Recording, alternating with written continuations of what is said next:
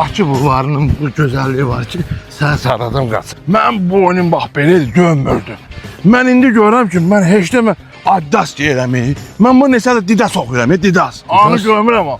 Yırtmaz vermişə bax, 7000 addım atmışıq. Ay sağ ol. Amma Tofi müəllim, adam belə çox qaçanda mədəhi sıyılır. Gördün ki, mədən sıyılır, o xiyardan soy, birini ötür içəri. Pomidor da ver bölünə. Pomidor da var, hətta pendir də var. Bu, pendir olar. Süt məhsuludur, nə olacaq? Yaman qaçdıq. Tofi müəllim, yenə bəlkə bir dənə marojdan ye. Süt məhsuludur da.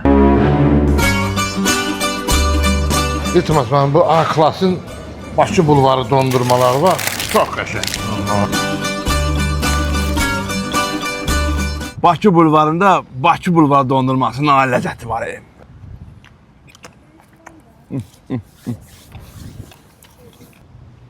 Deyəm bəlkə bunun orada kafeysi var. Bir dənə kafeyizdən gedərim.